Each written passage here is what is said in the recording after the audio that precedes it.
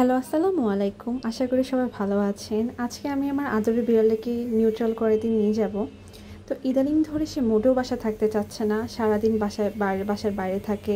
বাসায় সিঁড়ি তো অনেক আজবভাবে কান্নাকাটি করে, ডাকাডাকি করে, মানে এভাবে কান্নাকাটি করে জোর মানে বুকটা ছিঁড়ে কান্নাকাটি করে, এরকম একটা অবস্থা। তো আবার ওর বিহেভিয়ারের মধ্যে অনেক ডিফারেন্স আসছে, কথায় কথায় হচ্ছে অন্যরকম বিহেভ করে। তো আজকে ফাইনালি ওরা নিউট্রাল করে ফেলবো। দেন বাসার আশেপাশে ভালো রিভিউ দেখে এটা ভেট হসপিটালে নিয়ে যাই। আবার ওই ভেট হসপিটাল সম্পর্কে আমার অনেক ফ্রেন্ডস অ্যান্ড অনেক আত্মীয়স্বজনরা বলছিল যে ভেট হসপিটালটা ভালো। এটা হচ্ছে খিলগাঁও রোডে, তালতলা যাওয়ার পথে পড়বে। অ্যান্ড এই তো বিড়ালকে রিক্সা করে নিয়ে যাচ্ছি, বেচারা জানি না তার সাথে এখন কি হতে যাচ্ছে। এই তো আমরা এসে গিয়েছি ভেট হসপিটালের এদিকে। তো এর আগেবারও একবার আসা হয়েছিল আমার, যখন আমার বিড়াল নিচে পড়ে গেছিলো তখন ভালোইও ব্যথা পেয়েছিল এবং ওদের ট্রিটমেন্টটা অনেক ভালো ছিল। আশা করি এবারও ভালো কিছুই পাবো। এই ভেট হসপিটালের একটা জিনিসই ভালো লাগে, ওটা হচ্ছে ভিতরের পরিবেশ অনেক নিট অ্যান্ড ক্লিন। অ্যান্ড হচ্ছে ওরা আপনার কথা, আপনার সমস্যা নিয়ে ভালো করে শুনবে এবং ওই অনুযায়ী ট্রিটমেন্ট দিবে। তো ভিতরে যাওয়ার আগে কিছুক্ষণ অপেক্ষা করতে হয়েছিল বাইরে, তখন মেয়েকে অনেক বেশি ডিস্টার্ব করছে। ওর আশেপাশে বিড়ালকে দেখে ম্যাও ম্যাও ম্যাও ম্যাও করতে করতে শেষ।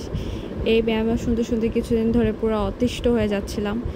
তারপর অনেক কষ্ট করে শান্ত করার ট্রাই করলাম, তাও শান্ত হয় না, কোলে নিলেও শান্ত হয়নি। পরে ওকে ঢুকানোর জন্য ওকে ডাকা হলো। দেন একটা পেপারে সিগনেচার করা হয়েছে, ওই পেপারে লেখা ছিল যে বিড়ালে কিছু হলে কর্তৃপক্ষ দায়ী থাকবে না। থিয়েটারে যাওয়ার আগে কিছুক্ষণ মিকির সাথে খেললো আম্মু, আমিও হচ্ছে ওর সাথে খেলাধুলা করলাম, ওকে সান্ত্বনা দিলাম যে না কিছু হবে না মিকি, চিল থাক। ওটিতে ঢুকানোর আগে ওইটা চেক করে নেওয়া হলো। দেন আমরা ডাক্তার চেম্বারে মিকির জন্য অপেক্ষা করতে থাকি।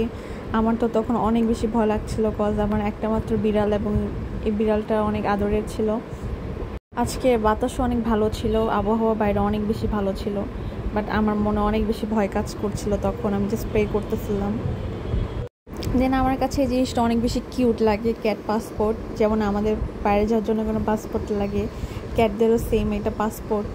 তো এটা মেবি যারা ভ্যাকসিন দেয় ওদের জন্য, ঠিক জানি না, বাট জিনিসটা অনেক বেশি কিউট ছিল। ক্যাটদের সব কিছু ডকুমেন্ট এখানে লেখা থাকবে, দেখতেই অনেক কিউট লাগতেছিল।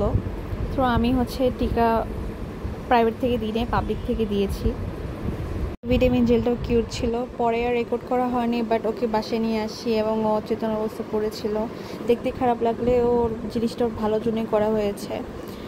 যাই হোক, পরবর্তী ভিডিওতে ওর নেক্সট কন্ডিশন সম্পর্কে জানাবো।